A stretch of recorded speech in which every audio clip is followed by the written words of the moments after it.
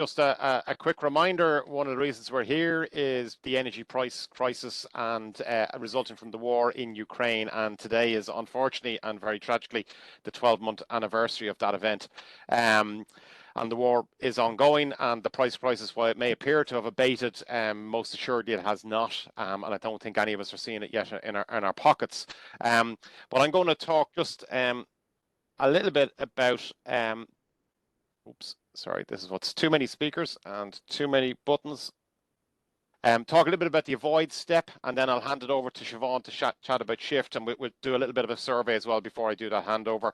And you know, a lot of us have avoided travel. Like here today, we're online. We're doing, if you like, a training session, a webinar online. Very large numbers of people attending, and it's working. You know, the technology is working, and certainly from that point of view, that idea of either working from home or working from a more appropriate place in terms of reducing and avoiding our trips is really key to our, to our collective futures as well as our back pocket.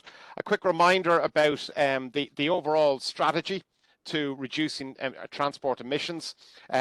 First and foremost, I think for all of us, what are your annual transport costs? Annualize your total costs, and then as a first step, try and seek to avoid travel. And what does that mean? Do we really need to travel in the first place? And as I said, here today, we're demonstrating that that is possible. We didn't all travel to the meeting. We did it on a more basic domestic level. Quite often we make a lot of short trips, which is something we're chatting about in a second. And if we can consolidate those trips, that can help us to improve the performance of the vehicle and in turn reduce the cost of travel and car transport. But most importantly, it's reducing the number of trips, right? So avoiding travel, that's what we mean, reducing the number of trips. In terms of shifting mode, Siobhan talked about this in detail, but do we have to drive? And I think over the last couple of weeks, we've established that there are some options, and we'll talk about that in a moment. And last week, we spoke about improving performance. We've talked about back in November and in the first week of February, we talked about eco driving, and then last week we talked about your next vehicle choices. Now, everything that we've spoken about up to date really has been all about the euros, right, and the amount of money it's cost you. But I'd ask you to stop and think now about the amount of time you spend driving and traveling in different modes, and just have a wee think about that. And we have a survey that's open, which will pop up in a second. But here's the survey. The source of the survey is in the bottom right there, INRIX. And if you're wondering who they are and you've never heard of them, that's what powers the traffic news that you see on your mobile phone quite often. And you can see there's a picture for Europe. Obviously, Ireland is quite small on that. And what it's trying to show you, I'm going to zoom in a second. What it's trying to show you is the hours of delay across 2022 per driver, okay? And I'll just zoom in on Ireland. And you can see there Waterford just at 52 hours, Limerick at 62 hours, Galway at 94 hours, Cork at 68 hours, and Dublin at 114 hours average delay. Now, obviously, it's not an average for any one of us as individuals, but it gives you some idea that if your working week is 37.5 hours, you might want to think about how many hours you're spending in traffic, okay? Now, all of you will know your own individual circumstances, but that's kind of how I'd like you to think about it in terms of time, okay? Now, not everybody responds to the visuals, so I'll show you a similar version of that in terms of ranking now in text. And this is city ranking. So Dublin is the 12th slowest city in Europe. Galway is the 39th, Cork the 71st, and so on and so forth. And you can see the change, right? So change from 2021 is absolutely massive, right? We're spending more and more time in traffic, and really that's going the wrong direction. Let's be clear. So I'm just watching for questions coming in the Q&A, not seen any yet about this. So I'm hoping you'll all click on that link when you get the slide and have a little look at it and maybe have a think about how much time you spend sitting in traffic in addition to the euros that it's costing you. Now, as I said, we're going to chat a little bit today about shift. Which trips can you switch? So it's not about changing everything you do, it's about which trips. And the question we asked you on Slido in the Monday email, and we had 155 responses. So those of you who have just joined us for the first time today, if you get out your mobile phone and go to slido.com, the code for today is RYUFEB2023. Or if you're younger and quicker than me, you'll have already scanned the QR code and jumped onto that web page. And once it's there, you can just select the option assuming you use your car at least twice per day, so that's 14 trips per week, how many of your trips each week are less than, 8 kilometers, 2 kilometers, or 4 kilometers? And if you don't know and you just want to see the survey, you can click on the don't know option as well, see the results. But so far, while we're talking over this, we can see well, from the 155 people that already responded, quite a significant number of trips each week, and we can begin to see it responding now as you all enter your results. But quite a few trips are less than 8 kilometers, which is, not easily walkable, let's be honest, but it's certainly short.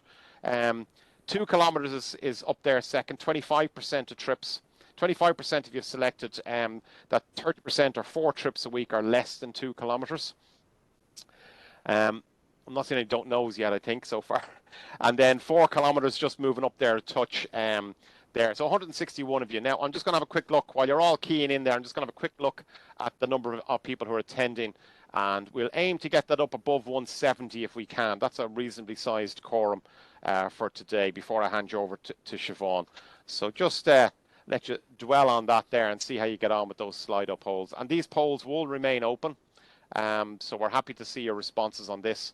And I think it's good feedback for us all, maybe in terms of where we stand, in terms of the number of trips that we're making that are short trips. Okay. And if you don't remember from some of the previous emails and presentations that we did, according to the CSO in 2019, 29% of all car journeys are less than 2 kilometers in Ireland. Now, maybe that's necessary, maybe it's needed, but ultimately that's costing us all a lot of money because that's on a cold engine. It's very short, it's very wasteful of fuel or electricity, even if you're using an electric car. Think about, the alternative if you're making that 2 kilometer trip. I understand not all of us have footpaths, etc., or alternatives. But yeah, 165, a little bit slow off the mark today, but look, such is life and such is the way things go. I'm watching the clock, so I'm going to move it on now, and I'm going to hand you over to Siobhan Hamilton, who is the Smarter Travel Program Manager. The poll will stay open in the background, folks. Smarter Travel Program Manager for the NTA, and I'm going to drive the slides while I hand you over now to Siobhan. Thank you. That's great. Thanks, Conor. Good afternoon, everyone. So I'm just here to talk to you about the Smarter Travel Programme. Many of you, your organisations are likely partners in the Smarter Travel Programme. So if you just want to move on to the next slide there. But for those of you who need a refresher or who aren't involved, employers aren't directly involved, what we do is work with large employers and the campuses around the country to look at workplace travel plans. So it's basically measures to encourage staff and students. So it's what the organisation can do to encourage staff to have a more sustainable commute to the office, especially when it's just going in a couple of days a week. It's not an anti-car programme. We realise that people do need their car. You might have, kids to drop off in the morning. I'll talk a little bit about the Safe Routes to School programme, and later you might have commitments at the end of the day. So it's certainly not that, but it's to look at where you can to consider, number one, the active modes, and if you can use public transport. And then some of the organisations we work with, because of their location, where they're not served well by public transport, or where the infrastructure for walking and cycling isn't great, they will look at carpooling. And again, talking about fuel, as Conor mentioned, carpooling, which was, we didn't touch obviously during lockdown period and when COVID was highlighted, but we're seeing a big return to carpooling now, and at workplaces and at campuses as well. So we just move on to the next slide there, Conor. So that's just a sampling of our partners nationwide. It's private sector, it's public sector, it's the campuses, the major hospitals, local authorities. And as I said, many of you here today, your employers are likely to be partners in the programme. If you haven't heard of the programme, please do inquire back at your organisation. And otherwise, I'll have an email address at the end of this that you can contact this programme directly to inquire about the programme, and we can let you know if your organisation is indeed involved. So I have the next slide there, please. So this is just looking at, as I said, we work with the employers and say, look, this, we do a baseline travel survey amongst employees and say, this is what's come back, that if there was better cycling facilities, they'd be more inclined to cycle. You see down there on the bottom, we're looking at fleet bikes. They're both e-bikes and regular bikes. Some people might drive to work just because they need their car for a meeting during the day, whereas if the e-bikes were available, or you know, if it's a longer distance or a regular bike for a shorter distance, they could leave the car at home and use these bikes during the day.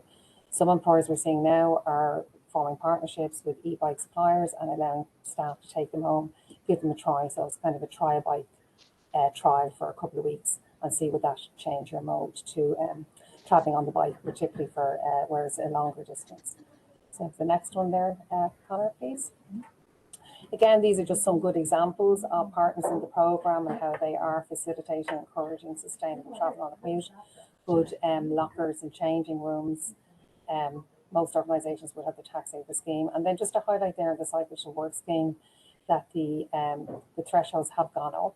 And now it's 3,000, which is new for this year for cargo bikes. And you can apply to the scheme every 4 years. So if you applied 4 years ago and you'd like a new bike, time to go talk to your employer about that. And then many organisations will have a cycle clinic on site, depending on the size of the organisations. Many hospitals and campuses would have it once a week. Other organisations might have a quarterly or once a year. It's a smaller organisation where you bring your bike in, have it repaired during the day and collect it in the evening time before you go home. And again, I did mention carpooling. We have a carpooling guide for organisations that need to, that's what they need to do, as I mentioned earlier, depending on their circumstances. So continue there along. So on the other side of the programme, we have active travel challenges, and there's behaviour change initiatives to encourage walking on the commute and beyond. Conor mentioned those shorter trips earlier, you know, to consider, do I need to bring the car down? I'm not doing a big shop. Can I just walk down there? Can I walk to meet friends? Can I walk out for other leisure trips or cycle rather than take the car out? So you can just move along there, Conor. So these are just some of the, and again, if your organisation is a programme partner, you likely have participated. We'll be kicking off Marchathon next week. That's our month-long spring challenge. And it's to get people, you know, to think about walking and where they can walk and when they can walk more. All these active challenges are team-based. So it's good feedback from organisations as well. That is good for team building and motivates staff, especially helps new staff make friends at work. Very similar active travel challenge October taking part in the autumn. And then new this year, we have a Ready Set Cycle programme to encourage people to consider maybe some lap cycles, think about getting back on the bike, maybe looking at people cycling for the first time. And again, it's not something you have to commit to every day. You might decide, I'm going to start doing this 1 day a week. And then maybe I'll do it 1 day at the weekend as well for, you know, going to the shops, etc., and then pick it up from there. Or leave it as it is, but you are making that shift in your behaviour. And then we also have National Bike Week, and that's the only campaign we have that one. It's not just for the Smarter Travel Programme partners, it's for the general public, and it runs across all across Ireland. It's run by local authorities and local sports partnerships, but coordinated by TFI. Would you like to move on there? Yeah, there's a little noise behind there. I think Siobhan is there. Sorry, is it? Sorry, I just asked someone to take care of that. Sorry. So some just supporting, and sorry about that. Some other supporting campaigns and guides we have are, you know, very simple. People tend to overestimate how long it takes to walk or cycle anywhere. So these organisations put these signs up around the building, and you know, remind you to light up your bike coming into the darker evenings, and then walking and cycling times to show how far it does take from local neighbourhoods to walk or cycle to the organisation. And again, I mentioned carpooling before. So if you'd like to move on. And then we're just coming to the end here, but the Safe Routes to School programme. So this isn't run as part of the Smarter Travel. This is run through with the NTA and Green Schools Travel. And it's really, it's a great programme. And if you just want to move on to the next slide there, it's a good visual of just making, you know, the school zone safe. So it's to make front to gate safe. It's to increase cycle parking within the school grounds, and to encourage cycling to school again where that's possible. And I think that might be it. Is it? Is there? Oh, I just got to look at the TFI apps. Yeah, that's it. I think you've got some new apps out as well, haven't you, yeah. Siobhan? So today gone live. So you see the Journey Planner app there, the real-time app, that's been replaced today with the TFI Live, and that will combine the two of those there. So you might like to try that this afternoon when you come off the call. And then there's the Leap Car Tap Up app and the TFI Go app is there as well. And there's quite a And portfolio up there as well. So we've given you the full landing page on the QR yeah, code.